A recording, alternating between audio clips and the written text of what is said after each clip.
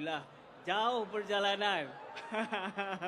Saya tengok tadi Datuk Seri, semua teruja nak berjumpa, bersua muka, berdepan. Apa suara daripada anak muda sebentar lagi kita akan bersama-sama dengan mereka semua.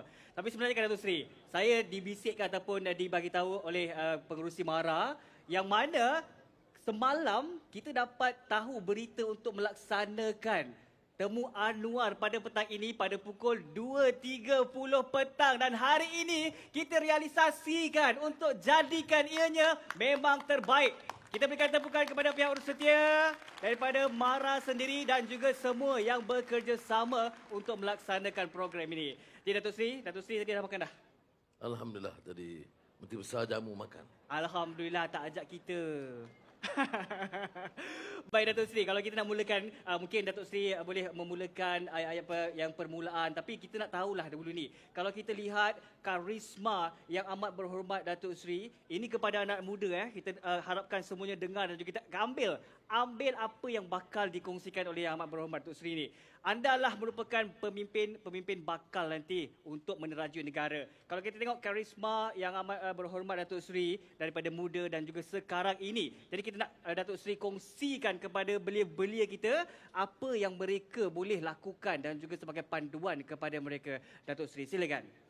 Assalamualaikum warahmatullahi wabarakatuh.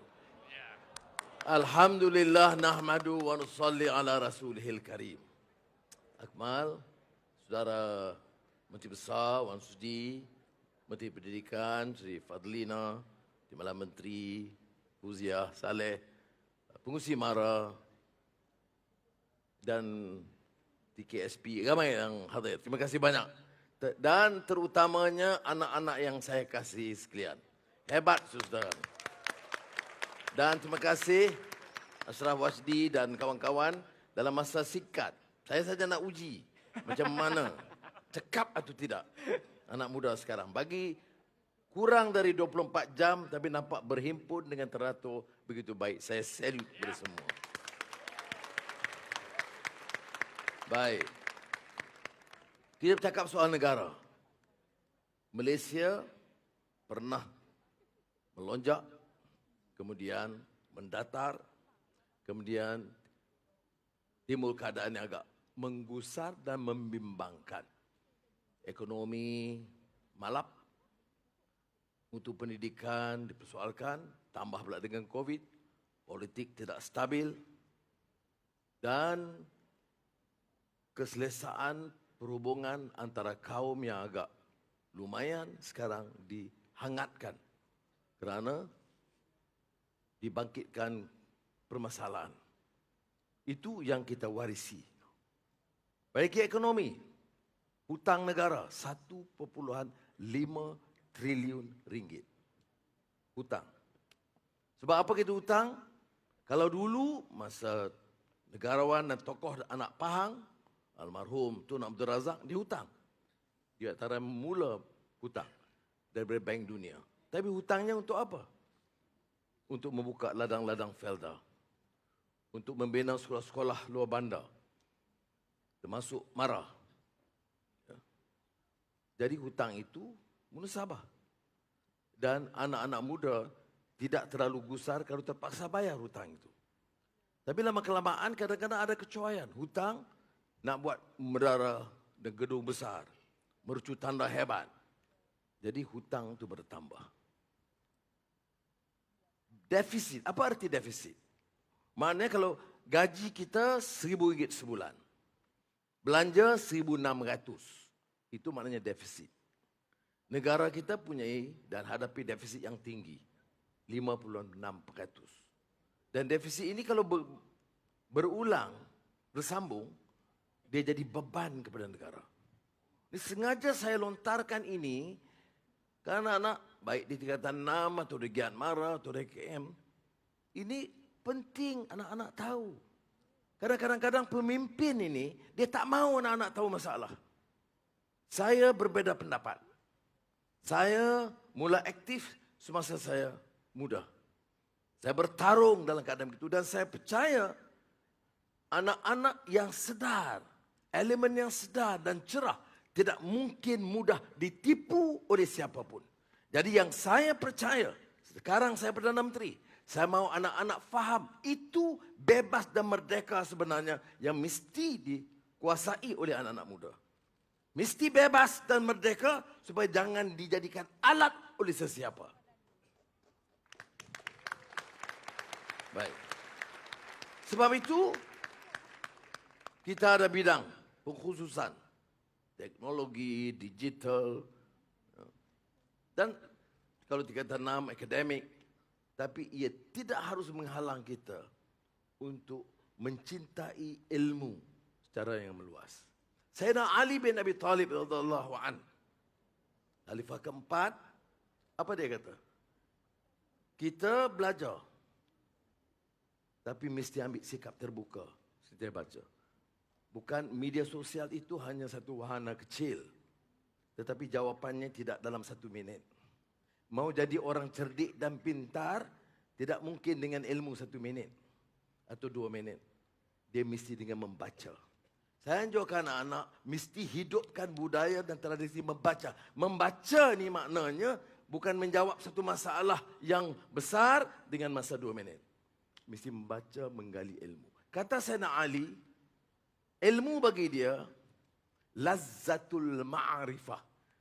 Lazat, ma'rifah maknanya peringkat tertinggi. Dia maknanya dia belajar dan dia merasa kelazatan dan nikmat menimba ilmu. Jadi sudah anak tingkatan 6. Ya, jurusan sastra tidak menghalang untuk menguasai ilmu bidang-bidang lain. Ada giat mara dan bidang pengkhususan. Mekanik tidak menghalang untuk mengetahui masalah secara umum. Itu maksud saya. Jadi kalau tanya saya, apa maksud temu Anwar selalu ini? Saya nak ajak anak-anak supaya mengalami proses pencerahan. Menimba ilmu dan cerah supaya jangan kita ditipu. Saudara akan dewasa. Akan ada keluarga. Sebelum itu ada ibu bapa. Dan bagaimana kita mendidik kalau ilmu kita itu terperangkap dengan propaganda yang mungkin merusakkan kita. Baik, bab kedua saya bicara soal negara kita. Mengapa saya boleh datang dalam keadaan ekonomi lembab tapi diurus yang baik? 8 bulan kita dalam kerajaan. Sekarang, saya tak kata semuanya bobrok atau buruk yang lalu, tak. Tetapi banyak masalah. Nak buat MARA, projek MARA, ada yang sakau. Nak buat kapal untuk tentera laut, wang hilang berbilion. Nak beli senjata, sebut saja bidang mana pun dicuri. Curi itu siapa? Duit siapa? Duit rakyat. Kalau kita boleh hentikan ini, kita boleh pulangkan. Ashraf Wajdi kata, datang ini MARA ada masalah, Tandas ada masalah. Mana pengarah di institut ni mana? Ada. Pengarah KM. Mana? Takkan tak ada pengarah? Ada. Di belakang. Ada timbalan pengarah? Tadi ada, mana hilang? Baik. Saya nak tanya, anak-anak belajar di sini ada? Ya, KM. Tandas semua okey? Ada usaha tak? Okey. Di sekolah dulu, masa belajar di sekolah dulu, tandas banyak usaha tak? Angkat tangan siapa yang pernah mengalami kerosakan tandas di sekolah. Tengok. Dan kita sebut negara ini merdeka, berdaulat, membacu pertumbuhan membanggakan. Tapi sekolah ini, sekolah anak-anak kita. Saya anggap semua anak-anak kita. Jadi tanggungjawab kita selesaikan. Ini maksud saya. Ini erti politik, ini erti kenegaraan, ini erti tata kelola. Kalau tidak kita fikir yang besar-besar. Kita kabur dengan keadaan yang sebenar. Jadi saya nak mulakan dengan yang itu. Jadi saya tanya Fadlina, Menteri Pendidikan, semak keperluan semua tandas di sekolah di negara kita. Ada pembangkang kata Anwar ini Perdana Menteri Tandas. Saya apa peduli. Saya lebih peduli tentang anak-anak kita yang tidak dapat menggunakan tandas. Jadi, termasuk juga klinik kesihatan. Klinik kesihatan yang rosak. Jadi untuk tahun ini, kita ambil alih baru 8 bulan. Saya kata kita mesti selesaikan dan perbaiki semua tandas sekolah di Malaysia tahun ini juga. Kalau tidak, saya nanti panggil menterinya, timbalan ketua pengarahnya menghadap saya di demikian. Tapi alhamdulillah, Menteri Pendidikan dan Kementerian mengambil tindakan segera. Dan berapa jumlah? 1,4 bilion ringgit. Susah lagi, susah. Tapi tetap kita luluskan.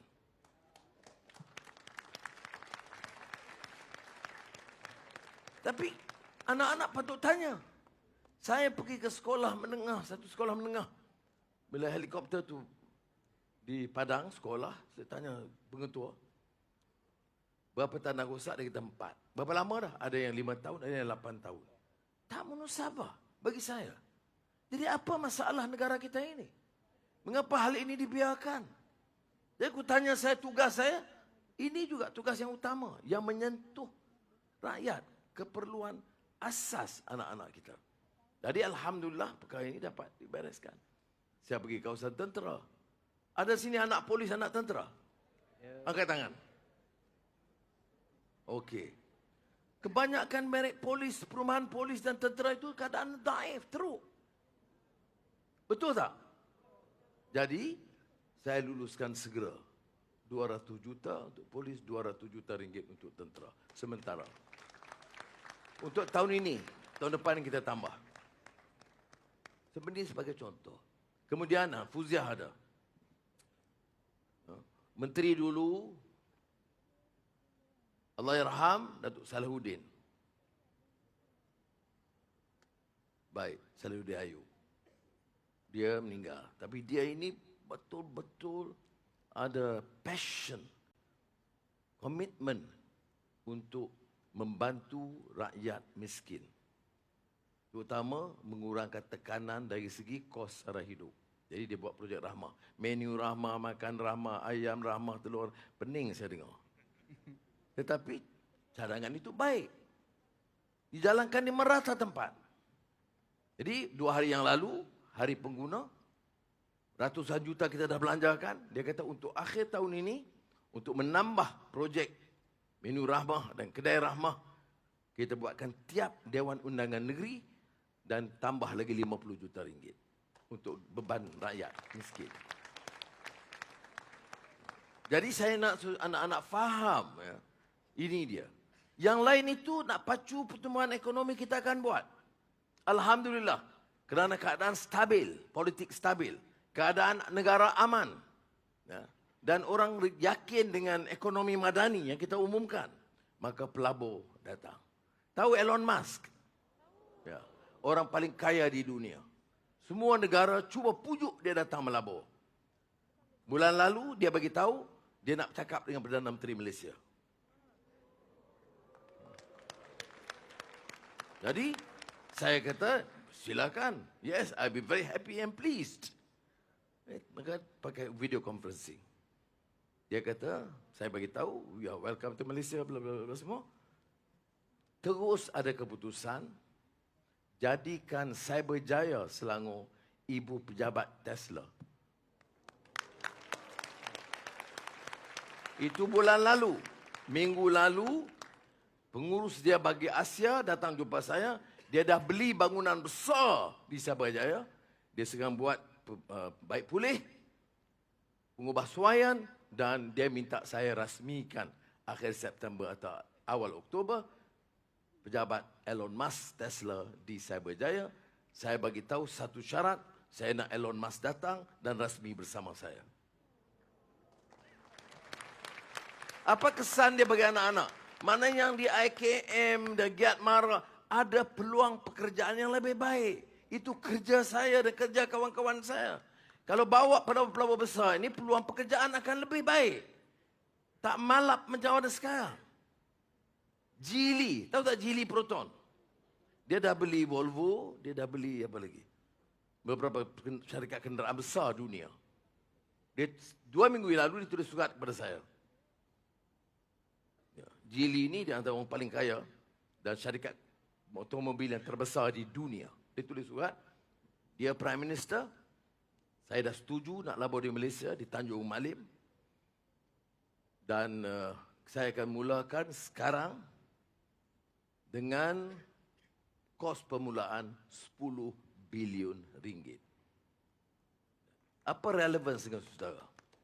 Iaitu boleh mengisi, beri peluang dan ruang bagi anak-anak bekerja. Itu penting saudara faham. Jadi kalau tanya saya, apa artinya jawatan? Apa artinya kerjasama kita? Sekarang ini kita ada Pakatan Harapan, ada Barisan Nasional UMNO, ada GPS Sarawak dan Sabah. Kerana kita nak selamatkan negara kita. Pertama, jangan bagi orang curi wang negara. Kedua, urus negara dengan baik. Bawa pelabur masuk. Bagi pekerjaan yang baik kepada anak-anak kita. Itu tujuan saya dalam kerja ini. Tapi kita berdepan dengan masalah sekarang. Ibu bapa, saudara anak-anak, kadang-kadang dia terheret. Kita fikir ini masa depan anak-anak. Dia duk fikir politik ini ada kaum nak telan kita. Ada Kristian nak ambil negeri ini. Cina nak kuasai negeri ini. Ni kalau kita lantik pemimpin yang bodoh, yang corrupt, orang lain boleh ambil kuasa. Tapi kalau kita ambil pemimpin yang bertanggungjawab, ada prinsip, jangan bimbang. Jangan terbawa-bawa dengan propaganda ini, tidak menguntungkan kita. Jadi saya harap anak-anak faham ini, belajar dengan rajin. Saya nak jadikan Malaysia ini negara number 1 di Asia Tenggara. Dan dalam ekonomi badani, beri tempoh 5-6 tahun, kita nak jadi top 30 in the world. Peluang pekerjaan, kemudian kemutu pendidikan, latihan, TVET, kesihatan, prasarana, digital, biar cukup mantap untuk jadi negara ini negara hebat. Syaratnya, biar aman. Politiknya, biar stabil. Pimpinannya jelas pengarahannya. Hentikan amalan curi harta rakyat. Kena faham anak-anak. Bila saya sebut ini sebagai Perdana Menteri, kerana saya tahu maklumat yang berlaku sebelumnya. Dan saya perlu kerjasama, kefahaman anak-anak kita. Work hard. Save this country. Dan anak-anak muda patut faham mengapa saya bercakap soal menyelamatkan negara kita. Kerana negara kita mampu diangkat sebagai negara hebat. Dan saya bercita-cita. Dan saya percaya anak-anak bersama saya. Untuk sama-sama berusaha mengangkat martabat negara kita. Boleh atau tidak? Ya, maknanya kita harus yang belajar dengan cukup tekun. Membaca dengan cukup rajin. Menjadi manusia yang berharga dan bernilai. Kerana hidup kita ini ada akidahnya, keyakinan kita. Jaga akhlak kita. Jaga syahsiah kepribadian kita.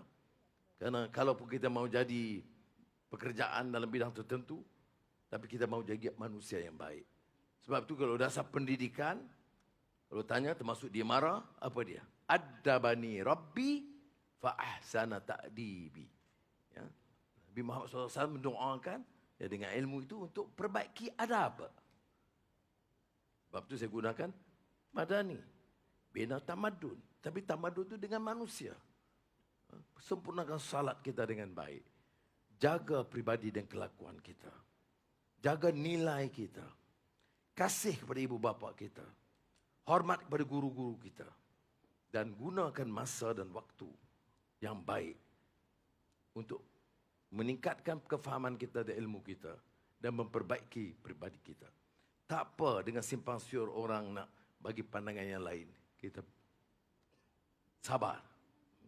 Kerana dalam Quran disebut, kadang-kadang orang celoteh-celoteh panjang ini, wa iza khatabahum jahiluna qalu salama. Kadang-kadang kalau ada orang yang lempar-lemparkan, tengok muka dia memang orang jahil. Apa jawab kita? Kita marah sama? Tak boleh. Dia maki kita, caci kita, cerca kita. Saya Perdana Menteri, kena maki cerca hari-hari. Saya jawab macam itu juga, saya lawan maki, tak boleh. Kerana saya turun kategori seperti itu. Jadi apa yang Quran sebut? Qalu, katakanlah salama.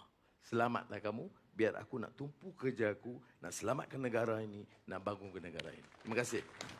Baik, itu dia perkongsian yang memang sangat-sangat padu dan juga padat untuk kita semua memberikan inspirasi kepada anak-anak muda, terutamanya anda semua yang bakal menjadi pemimpin negara kita suatu hari nanti. Aku tengah sembang, kamu tuanglah kopi. Saya dah tuang air kosong. Dia tunggu saya datang tuang untuk dia. Saya dah tuangkan air kosong ni Datuk Sri. Okay, terima kasih Datuk Sri. Alhamdulillah. Datuk Sri nak susu? Dah, selamat dah. Madu? Okay. Madu ke susu Datuk Sri? Dua-dua. Susu Dua-dua, dan baik. Okey, saya tuangkan ya. Bismillahirrahmanirrahim. Cukup. Okey. Baik, madu pula ya Datuk Sri. Baik, okey Datuk Sri. Kalau Datuk Sri ada cakap. Madu. Di tangan kananmu. Amboi. Racun di tangan kirimu. Okey, cukup. Bismillahirrahmanirrahim. Okey, Datuk Sri rasa dulu tengok. Okey tak? Okey dah cukup. Okey, baik. Okey, tadi Datuk Seri ada kongsikan berkenaan kalau kita sebenarnya untuk jadi pemimpin yang melihat bukan sekadar jauh untuk membangunkan negara, tapi daripada sekecil-kecil perkara, melihat bagaimana infrastruktur, tandas, itu semua yang memberikan kegembiraan sebenarnya kepada rakyat. Dan apa yang paling penting adalah rakyat perlu diutamakan ketika ini. Inilah dia pemimpin yang kita ada sekarang ini. Semoga kita dapat teruskan dan juga kita berikan sokongan yang terbaik kepada Yang Amat Berhormat Datuk Seri Perdana Menteri kita. InsyaAllah, insyaAllah dengan adanya semua perhatian itu, kita semua akan sejahtera. Baik Datuk Seri. Alhamdulillah. Okey Datuk Seri, manis. Ngam-ngam. Ngam, sorry. Datuk Seri, kalau ikutkan minggu lepas Datuk Seri, kita bangga dengan anak muda kita yang telah pun memenangi pingat emas. 2 pingat emas dalam TVET di ASEAN Skill Competition Singapura. Itu antara pencapaian dan juga semangat anak-anak muda kita. Datuk Seri ada sentuh tentang TVET dan juga dalam ekonomi madani. Ada juga menyentuh tentang TVET dalam perkara 80 dan juga 81. Sekarang ini pun kita berada di Kolej TVET, Kolej Kemahiran Tinggi Mara Kuantan. Dan tadi kita punya pengarah dah pun bersama-sama, Cik Khairul, Insinyur Khairul, itu dia. Tadi dia kena interview Datuk Seri. Oh, ya. Datuk Seri tadi interview TV1. Tak dapat sama-sama kita. Sekarang dah masuk dah kat sini. Baik, jadi Datuk Seri kalau kita melihat TVET. Tadi saya tanya, tandas ada yang rosak, jadi kena repair cepat. Saya nanti bagi peruntukan khas untuk repair semua kerusakan yang di sini ada. Dan ini juga terpakai di mana-mana bawah Mara.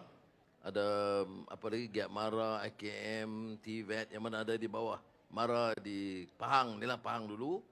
Ya. Nanti kita peruntukkan untuk Pahang saja, kemudahan-kemudahan ini kita belanja 5 juta ringgit. Wow, itu dia. Terima kasih, terima kasih. Seluruh Pahang nanti besar. Tak cukup tanya minta besar. Tak cukup, kita boleh minta lagi insya-Allah. Baik, Datuk Seri. Jadi kalau tadi kita menyentuh tentang TVET, mungkin sekarang ini aspirasi kerajaan dan juga nasional kita ni untuk membangunkan atau memperkasakan lebih lagi agar TVET ini menjadi seperti mana yang dimaklumkan, TVET perlu menjadi pilihan utama. Dan ketika ini apa lagi yang boleh kita berikan kepada pelajar-pelajar atau anak-anak muda, anak-anak belia kita tentang TVET ini Datuk Seri? Baik, saya sebut tadi Elon Musk, Geely, sebagai contoh ya. Aramco, syarikat Arab Saudi terbesar. Oil and gas. dia setuju jadikan Malaysia sebagai base untuk rantau. Jadi besar sekarang. TVET berikan pendidikan asas yang penting. Tapi Elon Musk kata, kita kena ada satu lagi niche tinggi daripada itu. Latihan tambahan. Geely beritahu saya yang sama. Kalau kita tengok pengalaman Jerman, dia lebih tumpukan dalam bidang teknikal termasuk TVET. Maknanya orang yang lalui training macam Giat Mara, IKM, TVET ini, kalau latihan itu diperbaiki, ada bidang pengkhususan yang baik, maka pendapatan dia itu lebih baik daripada pendapatan orang yang lulus universiti. Sekarang ni TVET 95-98% mendapat pekerjaan. Tapi gajinya RM2,000 ke bawah. Umumnya. Saya tidak puas hati. Kerana target kita lulusan TVET dan institusi kemahiran seperti IKM, Giat Mara ni sepatutnya mencecah lebih daripada RM2,500 sehingga RM3,000. Untuk itu, ada rencana sekarang dan saya minta Timbalan Perdana Menteri Datuk Seri Zahid, Pengerusi Kerajaan Kuasa, untuk beri recommendation untuk perbaiki. Apa langkah awal kita buat? Umpamanya kalau ada TVET di Pekat, kita minta Proton ambil alih. Kalau ada di Tanjung Malim, Geely ambil alih. Kalau ada TVET di Pengerang, Johor, Batu Rakit, Terengganu, Kimanis, Sabah, itu minta Petronas ambil alih. Jadi dengan itu, tahap latihan kita itu dapat kita tingkatkan dan perbaiki. Ya. Selain itu, ada beberapa program latihan khas untuk pensyarah-pensyarah guru-guru TVET, pensyarah-pensyarah TVET, dan kemudahan-kemudahan tambahan, kelengkapan tambahan yang dalam rancangan kita, kerana bagi saya untuk masa depan Malaysia dalam digital, dalam food technology, ya, dalam bidang-bidang pengkhususan ini, termasuk saya katakan automobil dan EV, electric vehicle, ini semua memerlukan tahap latihan teknikal yang lebih baik. Saya tidak mengatakan pendidikan ilmiah yang dilakukan di tingkatan 6 atau universiti itu tidak penting. Tidak, masih terlalu penting untuk negara. Tetapi kita juga harus alih perhatian kita daripada purely akademik kepada bidang pengkhususan termasuk vocational TVET ini, supaya bukan saja dapat latihan tapi upah atau gaji itu lebih tinggi. Jadi target kita dalam 1-2 tahun ini, lulusan anak-anak kita bidang vocational TVET ini harus mencecah sekurang-kurangnya RM2,500 hingga RM3,000. Barulah kita rasa negara ini mampu. Jadi cara pendekatannya adalah Kementerian Pendidikan Tinggi, MARA, semua ini kita selaraskan dan lihat apa langkah yang perlu untuk tingkatkan. Jadi anak-anak ni umpamanya masa depan itu bagi, kalau pendapat saya, lebih baik, lebih cerah daripada yang ada sekarang. InsyaAllah. Baik, itu dia insyaAllah. Apa yang dikatakan itu insyaAllah akan direalisasikan. Baik, Datuk Seri. Dan ini saya kata, is proven. Ini bukan teori. Betul. Di Jerman, kalau tengok, orang lulusan TVET dan technical training itu, Betul. upah itu jauh tinggi. Tak seperti kita. Puluhan tahun, dia mendatar. Naik 1,800, naik 2,000. Tetapi, kalau ada fokus dasar dan latihan yang kita perbaiki sedikit, insyaAllah, ya, lulusan TVET, lulusan AKM, Giat Mara ini, selain daripada pekerjaan-pekerjaan sendiri yang mereka lakukan, itu harus mencapai satu tahap yang lebih tinggi, seperti mana cukup berhasil di Jerman dan kini dicatat di Taiwan. Jadi insyaAllah Malaysia will be next. Baik, insyaAllah kita akan capai ke tahap itu suatu hari nanti. Tiada yang mustahil. Baik, Datuk Seri, kita nak membuka ruang sebenarnya kepada anak-anak muda pula menyuarakan soalan mereka. Bertanyakan terus kepada Yang Amat Berhormat Datuk Seri. Boleh, Datuk Seri? Boleh, sila. Baik, jadi kita open to the floor. Kita serahkan kepada anak-anak kita, para belia sekalian, untuk bertanyakan soalan secara langsung kepada Yang Amat Berhormat Datuk Seri, dan juga Yang Amat Berhormat Datuk Seri akan menjawab secara terus. Jadi kita akan membuka peluang dahulu kepada kepada anda. Boleh angkat tangan, kemudian bagi tahu nama, dari mana dan juga teruskan dengan soalan anda. Kita buka soalan yang pertama, silakan. Ya, Mak Muhammad Akmal, kita bagi laluan sebab ramai sebenarnya kita Betul. dimaklumkan. Kita bagi dua kalau boleh untuk sama berganding. Okey, ya, adik Ebu Said, seorang lagi. Okey, kita bagi. Okey, silakan soalan pertama. Assalamualaikum warahmatullahi wabarakatuh. Saya Said Farsha dari Kolej Tingkatan 6 SMK Astana.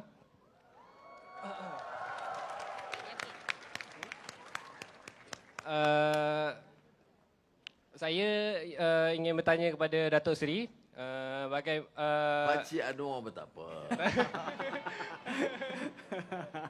Ya. Daddy boleh Daddy?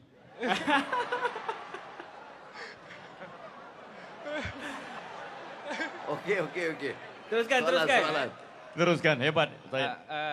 Saya ingin bertanyakan tentang accessibility dalam sumber pelajaran. Terutamanya dalam internet. Seperti yang kita tahu, pembelajaran di sekolah seiring kemajuannya seiring dengan teknologi. So Internet access lah. internet access. Connectivity, yes. Ya. Jadi kami di sekolah Sekolah mana sekali lagi? SNK Astana. Alright.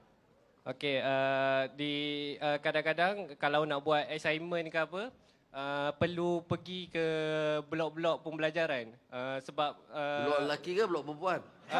blok pembelajaran, bukan blok asrama. Kiranya capaian internet tu tak sampai ke blok asrama. Ya. Jadi kami ingin bertanya kepada Datuk Seri, bagaimana kerajaan ingin mencari inisiatif supaya dapat menyelesaikan masalah ini. Baik. Terima kasih. Baik. Okey, soalan satu. Alright. Yang soalan dua, silakan. Kita tengok. Okey, daripada sana tuan. Okey, itu dia soalan yang kedua daripada Cik Adik Manis kita. Silakan. Selamat petang kepada Datuk Seri. Nama saya Tang Chuyan dari College Pride University Astana. Di sini bolehkan saya bertanya soalan kepada Datuk Seri? Silakan, teruskan. Soalan saya ialah bagaimanakah peranan media sosial dalam mempengaruhi politik semasa dan bagaimana kami sebagai generasi muda dapat membenarkan dengan lebih baik. Baik. Baik, itu Okey, dia. soalan pertama tadi tentang Internet, internet Datuk Seri. access ya. Ya, betul. Memang betul ada masalah sekarang ya. Dan sebab itu saya sebut tadi Elon Musk. Satu rencana jangka panjang ada DNB, ada 5G. Itu rencana jangka panjang. Sebelum akhir tahun ini kerajaan mensasarkan 80% akses. Tetapi saya tidak yakin sebab mungkin tak termasuk ke Sungai Lembing. Ataupun di Lipis ataupun di Manik Urai. Jadi sebab itu ada kaitan dengan Elon Musk. Starlink. Elon Musk ada 3. Tesla, electric vehicle. Starlink, iaitu internet, apa dia panggil, kemudahan machine, kemudahan untuk accessibility ke internet. Yang pertama saya hantar ke universiti di UiTM di Negeri Sembilan. Dia satu kecil begitu, dia pasang atas bumbung dan dia boleh cover satu dewan. Ya. Dan saya bercakap dengan Elon Musk, terus kita order 40 dan kerana itu saja yang ada, tapi bila kerana dia bincang dengan kita, dia kata okey, kita boleh order lagi. Jadi kita sekarang ni dah order 40, kita ni hantar ke sekolah-sekolah, ya, sekolah tingkatan 6, college-college untuk internet access. Kerana ini sudah menjadi keperluan macam buku teks lah. Ya. Betul. Jadi sebab itu dia panggil itu Starlink. Kita baru ada 40, kita dah order lagi 100, 140, tapi kita perlu puluh ribu sekarang ni. Jadi perencanaan kita yang mana tak boleh di cover oleh 5G, kita akan gunakan ini kemudahan kecil ini. Ya, dia letak atas bumbung dan boleh cover insya-Allah. Itu satu. Keduanya Suyan tanya mengenai medsos. Betul. media sosial ini ada peranan. Ini teknologi baru. Kita manfaatkan. Sebab tu saya kata, kita guna fikir. Sebab kadang-kadang banyak penipuan. Umpamanya ada Tok Guru bagi ucapan. Oh nampak Tok Guru pakai serban, pakai jubah. Kita pun kagum. Dia bercakap 1 minit. Siapa yang sokong parti saya, Allah restui. Siapa tak sokong, ini jadi musuh Allah. Kalau orang yang tak berfikir, oh dia kata Tok Guru kata betul. Sebab itu kita kena cek betul tidak. Ya? Ada satu lagi kenyataan. Anwar selaku Perdana Menteri zalim dan menindas dan menganaktirikan negeri-negeri pembangkang termasuk Terengganu, Kelantan, Perlis dan Kedah. Itu kenyataan. Dah anak muda baca ni marah zalim Anwar ni. Kita semak. Sebab tu kita kena semak. Ini cerita 1 minit, kita hukum orang. Orang cakap tu menipu, orang yang dengar ini tertipu. Sebab itu kita semak. Semak rupanya saya dah jawab di Parlimen Belanjawan Negara. Bahawa di bawah pentadbiran kerajaan Madani ini, peruntukan untuk Kelantan, Terengganu, Perlis dan Kedah lebih tinggi. Paling tinggi dalam sejarah dan lebih tinggi daripada tahun-tahun sebelumnya. Semasa mereka memerintah. Itu fakta. Tetapi, kalau yang percaya, terus percaya, naik motor, bawa bendera, marah saya. Itu sebab saya kata, medsos ini penting. Yes, penting. Tetapi yang pentingnya melatih pengguna. Melatih anak-anak supaya memanfaatkan kemudahan yang diberi. Seperti mana juga komputer. Bila mula komputer diperkenalkan, ramai juga ustaz-ustaz, termasuk masa saya jadi ahli Parlimen Perkhidmatan Tampau, oh dia kata ini bahaya ni, banyak yang lucah, pornografi boleh masuk. Jadi saya kata macam mana nak yakinkan? Saya bawa komputer, ada majlis di masjid, sebelum Jumaat, saya pasang, saya tanya, tu imam nak ayat mengenai apa? Dia kata mengenai adli, keadilan. Okey, saya cari Google, tekan, keluar. Puluhan ayat mengenai adil keadilan. Innallaha ya'muru bil adl wal ihsan. Dia kata ini. Jadi kita kata kemudahan ini bagaimana kita nak gunakan? Kita boleh gunakan untuk meningkat ilmu kita.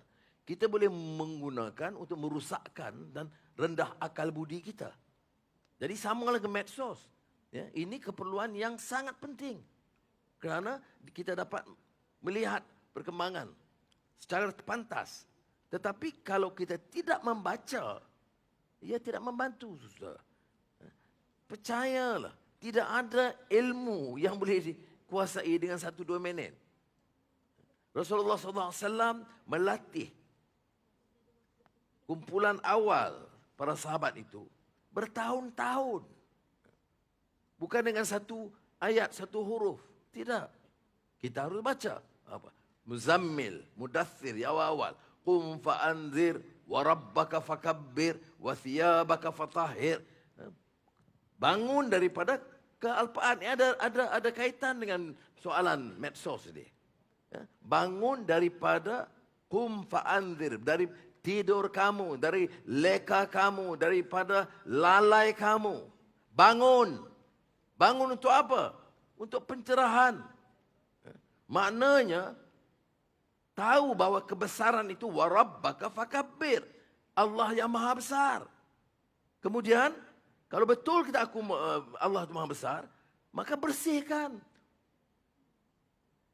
Wa thiyabaka fatahhir. Bersihkan. Bersihkan diri kita, bersihkan jiwa kita, hati nurani kita. Bagaimana bersihkan kalau kita tak tahu? Ini cabaran bagi anak-anak muda. Medsos penting? Yes. Critical? Yes. Tetapi gunakan, manfaatkan untuk menilai dan membaca. Tidak hanya terpukau, tertipu dengan 1-2 perkataan. Saya dengar semalam kawan forward satu TikTok kata, negara kita sedang menghadapi dan akan menempuh kehancuran. Saya kata mana? Hancur kat mana? Rupanya dia gunakan ini sebagai guna TikTok, guna untuk menghasut. Hancur di mana? Yang hampir hancur itu dulu. Yang kita selamatkan sekarang. Tetapi kalau tidak membaca, tidak menyemak, tidak menyaring. Orang kata, qala Allah ataupun qala Rasulullah SAW. Hadis. Itu sebab kita tanya hadis mana? Riwayat siapa? Sahih Bukhari, Muslim. Sanad dia di mana kan? Dalam Islam dilatih begitu.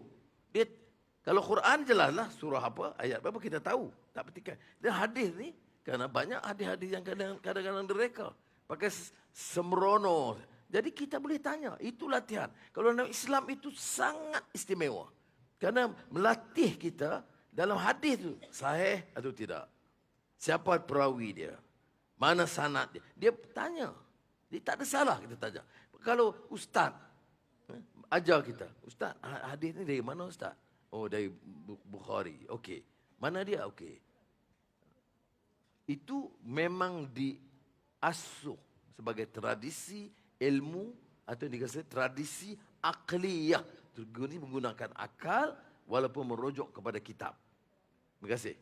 Baik, itu dia. Kalau kita sebenarnya terima satu-satu berita, terutama sekali dalam media sosial, jangan terus percaya, jangan terus mengiyakan. Kita kena nilai dahulu dan juga dengan ilmu yang kita ada, itu yang perlu kita lakukan. Anak-anak muda sekalian, inilah ya yang perlu anda, kita semua nilaikan mana yang baik dan juga mana yang boleh kita percayai dan juga kita sebarkan. Kerana media sosial satu platform yang sangat cepat dan juga pantas untuk sampai. Jadi kita gunakan sebaik mungkin. Betul tak Dr. Sri? Betul. Baik, jadi kita teruskan lagi untuk soalan yang berikutnya. Dan daripada anak muda kita. Ramai ni Dr. Sri. Ramai nak bertanya kan ni? Okey, Hafiz. Nampak kat sana, Hafiz. Silakan. Aha. Petugas kita. Ya. Nampaknya dia memilih si gadis manis lagi. Silakan. Assalamualaikum dan selamat sejahtera. Waalaikumsalam. Yang berhormat Datuk Seri Anwar Ibrahim, Perdana Menteri Malaysia. Okey, nama saya Lida Bani binti Rozman dari Kolej Politek Mara Kuantan. So, saya ingin mengajukan satu pernyataan kepada Yang Berhormat Datuk Seri. Dalam situasi ekonomi kini, pemain industri menghadapi banyak cabaran dalam perniagaan. So, dalam masa yang sama, graduan dari institusi pendidikan juga perlu diberikan peluang dalam sektor pekerjaan. So, maksud saya kat sini, ekonomi kita akan meningkat. So, adakah peluang pekerjaan semakin luas? Apakah strategi kerajaan untuk mengembangi situasi ini? Terima kasih. Okey, kita bagi satu lagi Akmal untuk dua soalan. Soalan yang kedua, kita kumpulkan Hafiz, sila, dua Hafiz. soalan. Ya, di mana Hafiz? Okey, silakan. Assalamualaikum Datuk Seri, saya Amirul, student Giat Mara Kuantan. Okey, saya ada satu je soalan hari ini. Soalan saya, adakah graduan TVET seperti kami bakal bergelar graduan, betul? Adakah graduan TVET berpeluang untuk mendapat tajaan pengajian ke luar negara walaupun tanpa transkrip seperti pelajar akademik? Itu saja. Okey, Akmal, kita Baik, itu bagi. dia. Dua soalan Datuk Seri. Saya rasa tadi pun Datuk Seri ada kongsikan dengan Elon Musk, Tesla. Mungkin juga ada perancangan lain yang boleh kita berikan peluang pekerjaan kepada anak muda kita, belia-belia kita ni Datuk Seri. Dia peluang pekerjaan ni ada kaitan dengan kegiatan ekonomi. Baik. Kalau pelaburan bertambah, industri bertambah, kilang expand, umpamanya. Saya panggil syarikat-syarikat Jepun yang ada di Malaysia. Bincang dengan mereka, bagi kemudahan dia nak, insentif yang perlu, kemudian dari 10-15 syarikat besar Jepun yang memang sedia ada, bersetuju untuk kembangkan tahun ini, mulai tahun ini, 28 bilion ringgit program expansion industri mereka. Sebab apa saya perlukan ini? Sebab saya nak anak-anak yang lulusan TVET, lulusan universiti, lulusan college, lulusan Giat Mara mendapat peluang pekerjaan. Jadi kalau tanya saya, apa dia angka-angka pertumbuhan ekonomi? Kalau suku tahun pertama, pertumbuhan negara Malaysia di antara paling tinggi di ASEAN. Lebih tinggi dari negara China, Vietnam, Singapura dan Indonesia. Inflasi kita menurun. Walaupun ada beberapa barang keperluan masih tinggi. Sebab itu kita tekankan rahmah. Kadar pengangguran turun. Baik. tapi masih ada yang menganggur. Sebab tu angka-angka ni jangan mengelirukan. Ya. Dia pengangguran kata tinggal 3% begitulah. Tak ingat saya, 3% lebih kurang. Tapi bagi yang menganggur itu dia tak kira angka. Dia ada masalah tanggungjawab kepada keluarga. Jadi kita kena cari jalan menyelesaikan. Tapi angka-angka ini meyakinkan. Dan sekarang bila pelaburan datang dengan begitu menarik. Ya, saya sebut dari China, Geely. Dari Arab Saudi, dari Amerika, itu dah mula memberi perhatian kepada Malaysia. Ya, ini akan memberi peluang pekerjaan. Kalau tanya saya, peluang pekerjaan bagi anak-anak muda yang sekarang sedang melalui latihan, itu lebih meyakinkan. Tujuan saya sekarang nak meningkatkan keupayaan dia supaya gaji lebih baik daripada dulu. Itu matlamat kita dalam kerajaan. Baik. Yang kedua soal yang disebut cabaran industri. Kita bagi pendekanan sekarang lain, ya, teknologi makanan yang disebut food security tapi dalam bidang teknologi makanan. Dan saya umpamanya bulan lalu di Kedah kita sediakan 3 bilion ringgit prasarana untuk pesawah padi. Kerana pesawah padi itu di kalangan yang miskin. Ada tak ibu bapa yang jadi pesawah di sini? Ada angkat tangan? Tak ramai ya. Bang sawah tak ramai. Tak kurang ya. Baik. Jadi dan ramai yang miskin. Jadi saya luluskan 3,000 juta ringgit. Mengapa? Kerana kita nak tingkatkan pendapatan dia. 5 musim 2 tahun. Sekarang 1 musim 1 tahun. Kita nak 5 musim 2 tahun. Jadi pendapatan dia akan melonjak naik. Itu di antara langkah-langkah teknologi. Ya. Bukan saja industri dalam arti kata terbatas. Soalan kedua, Mirul, Giat Mara. Soal TVET. Saya katakan keutamaan sekarang di TVET. Dan menurut Geely, dia nak ambil 300 lulusan kejuruteraan universiti dan lulusan TVET yang dibawa ke universiti Geely di negara China untuk dilatih tambahan. Dan kita tidak menghalang sama sekali. Dan kita iktiraf kelulusan TVET itu dan tak benar kalau kata-kata tak iktiraf. Tetapi kategorinya ikut TVET. Jadi kalau ada keperluan, umpamanya tajaan dalam bidang tertentu yang tidak ada keupayaan dalam negara, kalau dilatih di luar negara China ataupun di Arab atau di Amerika atau Europe, saya tidak ada masalah, kita boleh hantar. Nanti Ashraf Wajidi akan mula program itu di kalangan yang di bawah pengendalian MARA, kita akan cuba hantar. Ya. Tetapi kalau pekat sekarang, kita tak fikir terlalu mendesak kerana kita nak bawa kemahiran dan kepakaran itu melatih jumlah yang lebih ramai. Terima kasih. Baik, itu dia. Dan kita pasti, jangan kita lihat untuk peluang melanjutkan pengajian bagi graduan TVET ini sangat luas ketika ini dalam dan juga ke peringkat luar negara. Dan Datuk Seri, kalau kita lihat sebenarnya daripada food track ataupun daripada graduan-graduan TVET sendiri, ramai yang dah pun sama belajar ke luar negara dan juga kembali semula menyumbang kepada pembangunan ekonomi negara kita. Dan apa kata kita teruskan lagi Datuk Seri? Untuk soalan yang berikutnya, Datuk silakan. Seri, kita bagi 2 lagi last. Baik, soalan okey, silakan. 2 yang terakhir. Cik Faris kita silakan. Nampak Cik Faris tu. Yang depan, silakan. Silakan. Assalamualaikum dan salam dari Madani. Nama saya Muhammad Aklan Hafiz bin Muhammad Syukri, pelajar tingkatan 6 Sekolah Menengah Kebangsaan Sultan Abu Bakar, Sekolah Kluster Kecemerlangan. Saya ingin mengajukan soalan kepada Datuk Seri.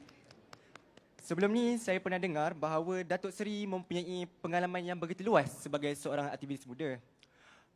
Oleh itu soalan saya, bolehkah Datuk Seri sendiri kongsikan sedikit sebanyak pengalaman tersebut dan bagaimana melalui pengalaman sebagai seorang aktivis muda, perkara tersebut dapat memberikan kesedaran kepada isu sosial masyarakat yang akhirnya dapat menjadikan Datuk Seri sendiri pemimpin negara yang mampu membina persekitaran yang inklusif, harmoni dan bermaruah. Itu sahaja.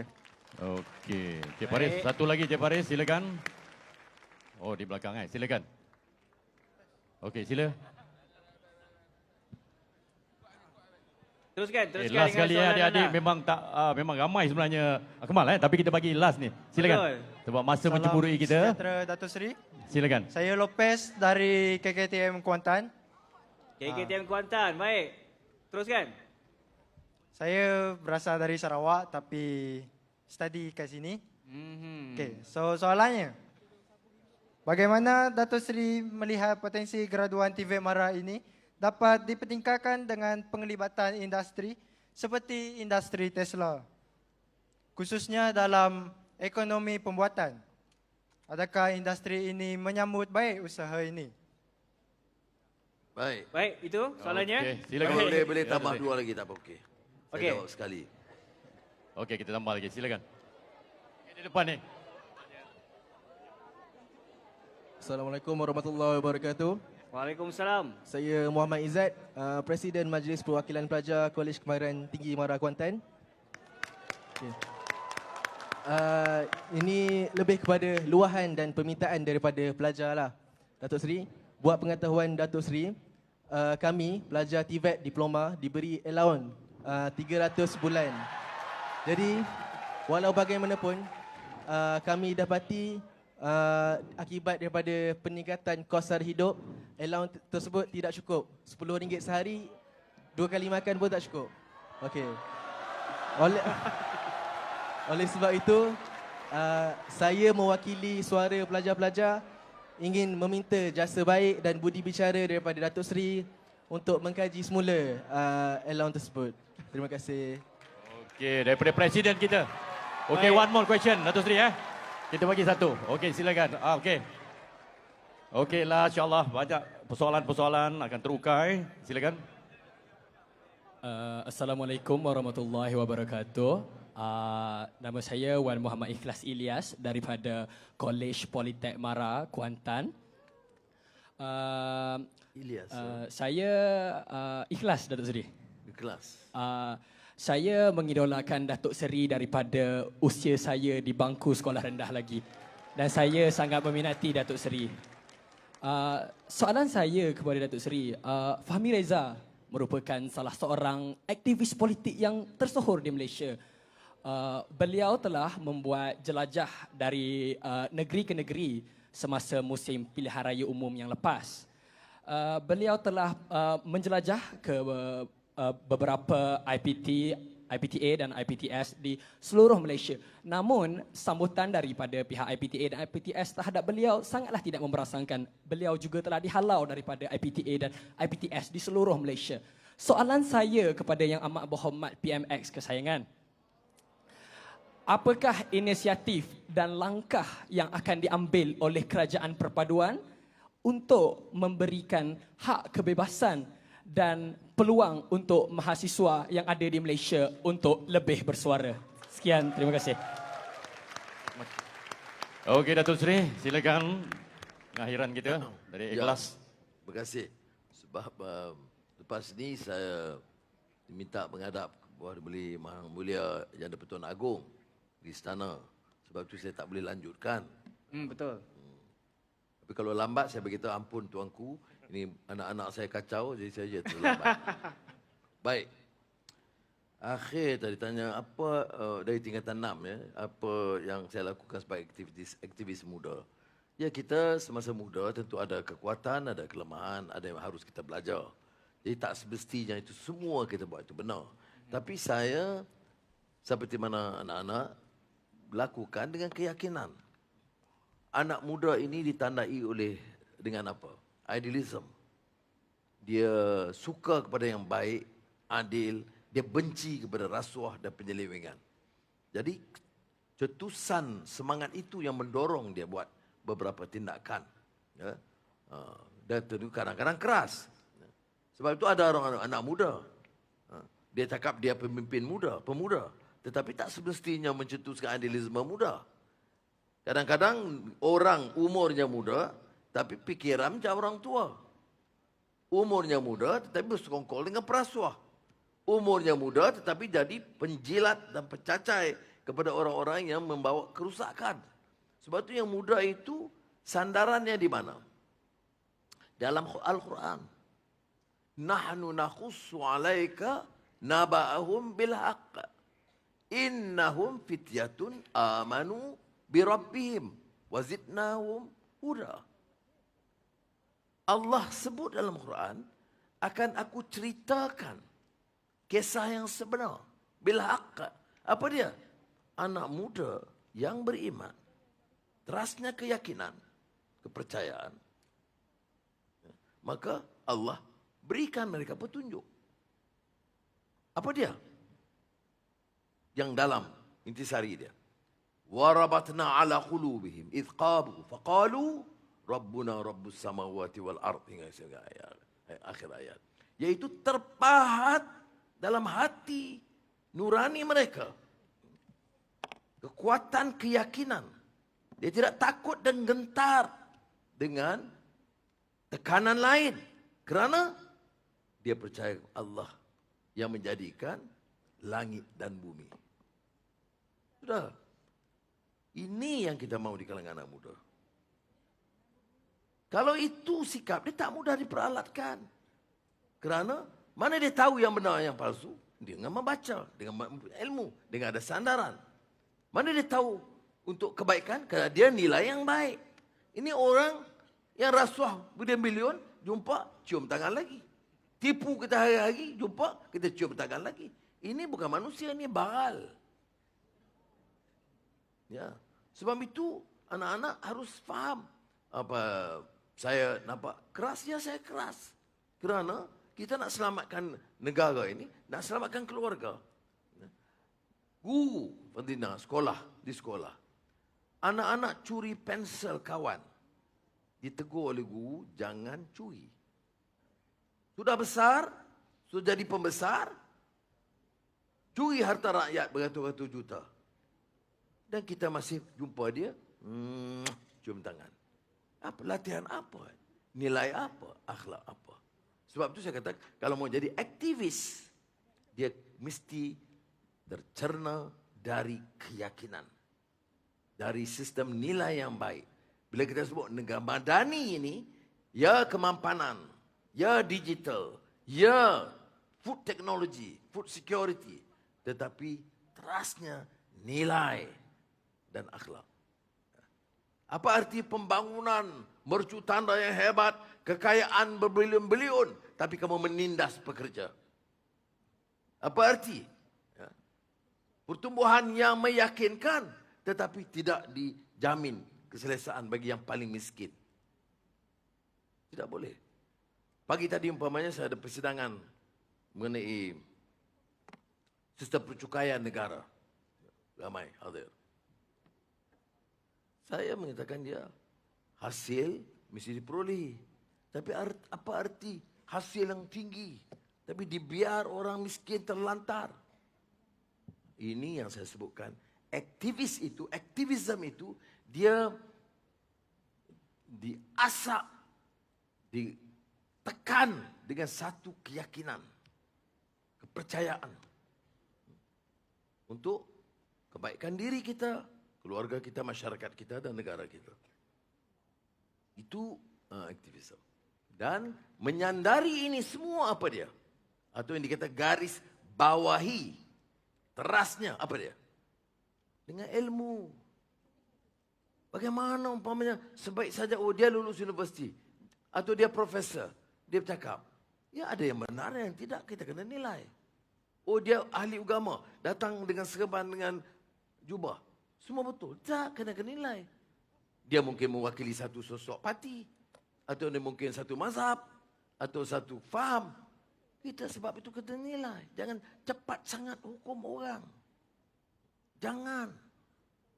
Jadi aktivisme itu mesti dengan landasan yang benar. Ya, dengan kefahaman. Sebab itu sebagai anak muda, jangan lupa. Jangan cuai. Mesti senantiasa manfaatkan perpustakaan. Baca sebanyak mungkin. Ini kalau tidak umpamanya, semua rebut nak jadi pembesar, nak jadi menteri. Baca tidak. Bercakap lebih banyak maki hamun, salah fakta dan lepas begitu saja. Kadang-kadang boleh nilai. Ini parlimen. Zalim. Zalim di mana? Oh, peruntukan tak cukup. Tak diberikan.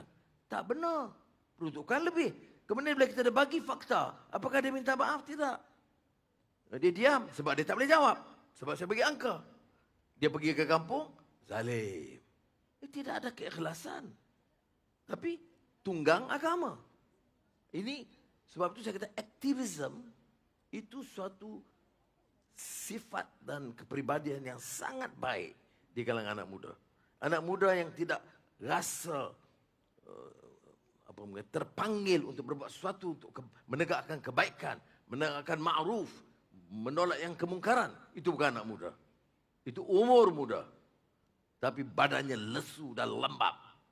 Ya, jadi dia mesti ada semangat yang bawa. Baik.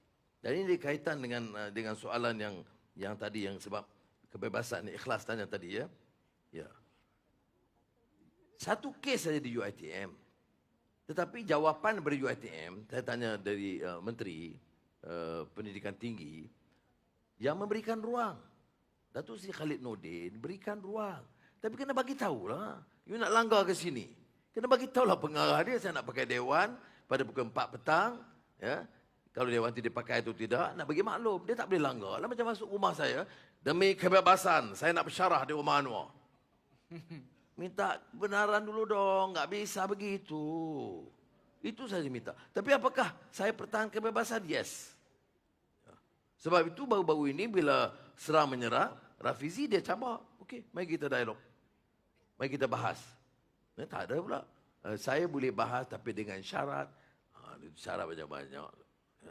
Asalkan jangan maki hamun, jangan fitnah. Itu cukuplah. Sebab itu, kalau saya tak ada masalah. Dalam politik, biar orang nilai, kita bahas. Orang kata, Madani ini melanggar prinsip Islam. Ada yang sebut di parlimen. Kita boleh bahas. Tapi, untuk menghukum sewenang-wenang tidak boleh. Umpamanya, baik. Kalau nak dibawa sama Giat Mara ke IKM, apa tak kira. Tapi sekali tahu orang itu, bawa menghasut permusuhan antara kaum. Saya kan beritahu pengarah tak payah. Tak perlu. Apa nak jadikan anak-anak kita ni? Ya? Nak suruh orang Melayu benci kepada Cina, Cina benci kepada Melayu. Yang untung siapa? Kalau nak tanya bantu Melayu, saya setuju. Ini Giat Mara ni siapa Melayu? Peruntukan untuk Mara lebih daripada dulu. Orang kata dulu, wah kami Melayu. Tapi peruntukan saya bagi lebih. Tapi dia kata saya bukan Melayu. Sebab itu saya kata nilai betul-betul. Peruntukan, kalau Anwar jadi Perdana Menteri, jaga. Sebab anak-anak nanti suruh pakai skirt semula. Ada yang percaya. Sudah. Yang anjurkan dulu pakaian. Yang Wang Rusdi tahu. Yang anjurkan pakaian. Baju kurung. Kemudian tudung. Itu semasa saya jadi Menteri Pendidikan. Dulu. Sekarang dihukum. Saya nak suruh orang pakai skirt. Ya. Dan ada percaya. Sekarang dah 8 bulan. Tak pula saya suruh sesiapa pakai skirt. Tapi itulah yang saya katakan, fitnah itu bukan kebebasan. Baru-baru ini ada yang didakwa. Dia kata, Anwar tidak menghormati kebebasan. Mendakwa seorang tokoh pembangkang mahkamah. Kes apa? Maki Perdana Menteri. Hari-hari kena maki. Ada saya minta tindakan? Tidak. Kalau saya jalur guna mahkamah. Ikut jalur hukum. Tapi yang ambil tindakan, yang lapor siapa? Dewan Diraja Selangor. Bukan saya. Bila Dewan Diraja Selangor, kita lihat Dewan Diraja Pahang. Itu hanya dengan pekanan Sultan. Lapor kepada polis. Baik. Kemudian, pemimpin parti itu pergi minta ampun. Tuanku Sultan jawab, belum selesai. Saya tak boleh terima orang menghina raja. Ini kebebasan. Tak. Sebab raja ini payung negara. Dia bukan orang politik. Dia jawab, dia serang saya boleh jawab di sini. Raja, tak ada. Bukan nak bagi raja dialog. Bukan kerja raja. Raja ini jadi payung dan ketua negara. Jadi sebab itu, perlembagaan melindungi raja-raja daripada jadi bahan serangan politik. maka tindakan diambil untuk didakwa. Apa mereka kata? Ini Anwar Ibrahim yang salah. Yang lapor raja, Dewan Diraja. Yang tak puas hati raja. Lapor pada siapa? Polis. Yang ambil tindakan polis. Yang dakwa peguam negara. Yang salah Anwar Ibrahim. Tak apa. Baik. Semalam Sultan Perak pula bangkitkan. Dia marah parti berkenaan kerana menggunakan nama raja untuk menyokong parti. Raja tak campur dalam urusan politik. Ini bukan kebebasan. Ini salah guna kebebasan. Melanggar prinsip perlembagaan. Menghina raja-raja tidak dibolehkan dalam perlembagaan. Dan saya nak tegaskan, selagi saya Perdana Menteri, saya tidak izinkan politik pecah belah, terutama menggunakan dan menghina raja-raja kerana prinsip negara kita mesti dipertahankan. Baik. Lopez, Sarawak. Bagaimana potensi TVET seperti Mara dan Tesla. Ini yang saya sebut tadi. Bila bincang dengan tim Tesla, dia kata ada beberapa elemen training tambahan yang patut kita berikan. Jadi nanti pengurusi Mara, Menteri Pendidikan, Menteri Pendidikan Tinggi akan teliti ini semua dengan mana-mana agensi supaya dapat memenuhi keperluan syarikat-syarikat berkenaan. Supaya tidak ada mismatch di antara latihan dengan keperluan industri. Dan itu juga sebabnya mengapa saya minta beberapa industri terus bekerjasama dengan TVET yang ada. Aizat. Nak repair tandas lagi. Baru ni saya lulus RM300 untuk pejabat awam. RM100 untuk semua rakyat, jadi RM400. Yang pencen bagi RM200 lagi.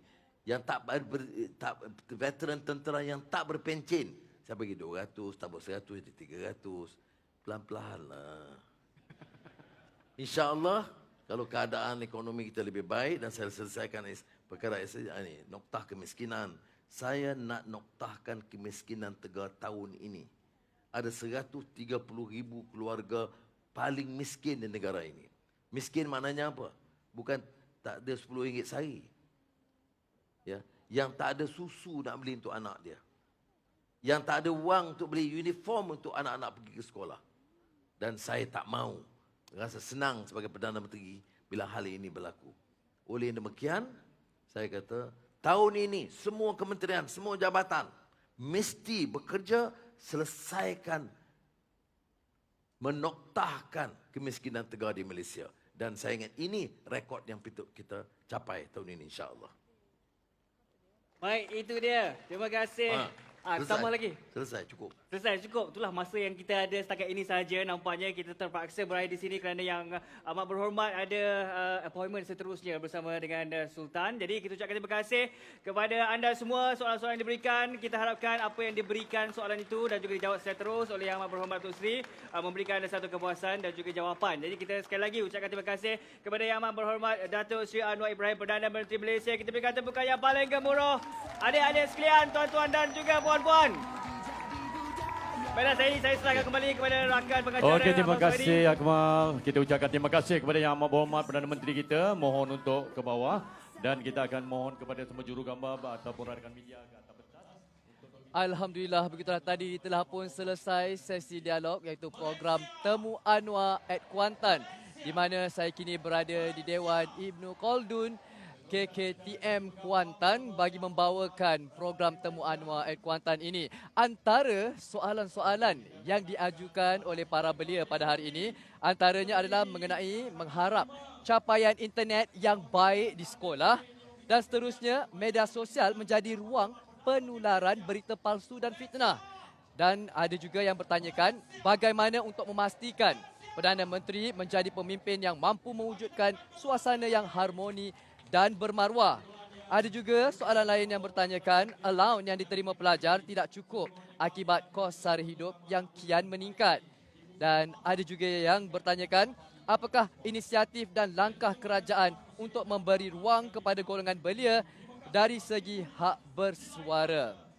Dan ini seperti mana kita dapat saksikan Yang Amat Berhormat Perdana Menteri Datuk Seri Anwar Ibrahim berharap keluar sambil beramah mesra bersama dengan para belia yang tidak melepaskan peluang untuk bersuah foto bersama dengan Yang Amat Berhormat Perdana Menteri. Dan kami harapkan kepada anda semua penonton-penonton yang telah menyaksikan program Temu Anwar at Kuantan ini dapat sedikit banyak perkongsian yang telah diberikan dan disampaikan oleh Yang Amat Berhormat Perdana Menteri.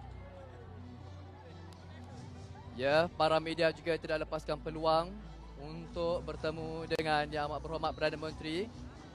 Dan kita dapat saksikan juga sesi ramah mesra Yang Amat Berhormat Perdana Menteri bersama dengan para belia yang hadir ke program Temu Anwar at Kuantan.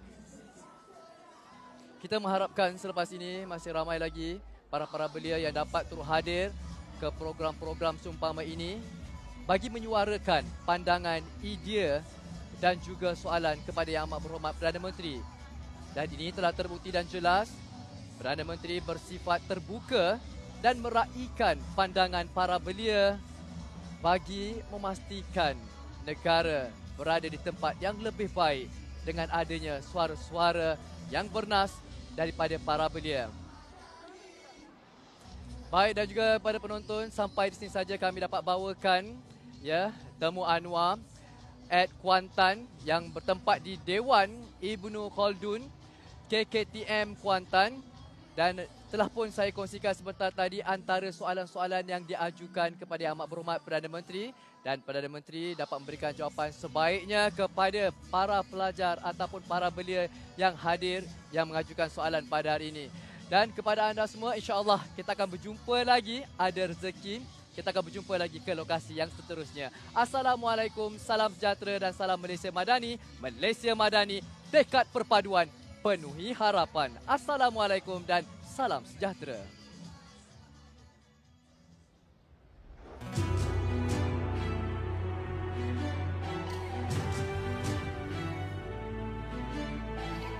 Peradaban kita bangunkan, bina kota, bina insan.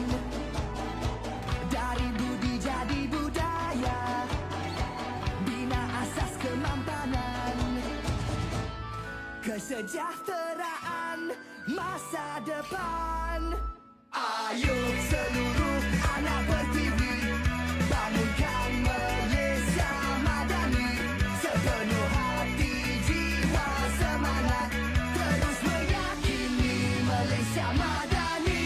Ayo seluruh anak pertiwi, semarakkan Malaysia Madani.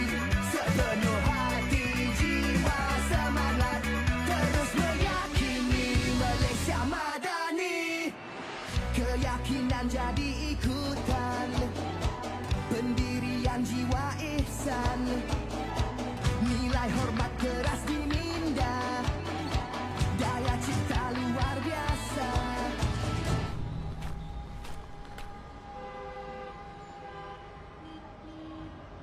Kesejahteraan masa